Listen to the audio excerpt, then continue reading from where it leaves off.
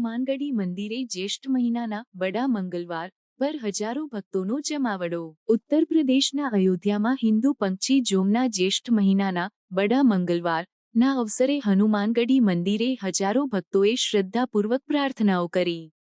માન્યતા અનુસાર ત્રેતાયુગમાં ભગવાન રામે પહેલીવાર જ્યેષ્ઠ મહિનામાં ભગવાન હનુમાનને મળ્યા હતા। આ દિવસ ધાર્મિક રીતે અત્યંત મહત્વનો છે। મંદિરે ભક્તો દ્વારા હનુમાન ચાલીસાનો જાપ કરવામાં આવ્યો અને લાડુ સહિતના પ્રસાદનો અર્પણ કર્યો।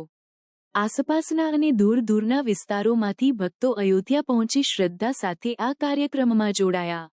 મંદિરના પ્રબંધકો દ્વારા ભક્તો માટે વ્યવસ્થાઓ સુનિશ્ચિત કરવામાં આવી હતી અને નિયમોનું પાલન કરવામાં આવ્યું હતું। ધાર્મિક શાસ્ત્રીઓ અને પૂજારીઓએ ભગવાન રામ અને હનુમાનના પ્રાચીન પૌરાણિક કથાઓનું વર્ણન કર્યું અને જ્યેષ્ઠ મહિનાના અને બડા મંગલવારના મહત્વ પર ભાર મૂક્યો।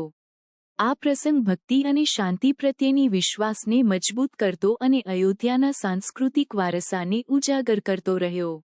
દર વર્ષે આ ઉત્સવમાં હજારો યાત્રી જોડાય છે, જે ભગવાન હનુમાનની ભક્તિ, સાહસ અને સેવા માટેનું પ્રતીક છે। આ ઉત્સવ હિન્દુ ધર્મના મૂલ્યોને પ્રોત્સાહન આપે છે અને ભક્તોને પ્રેરણા આપે છે।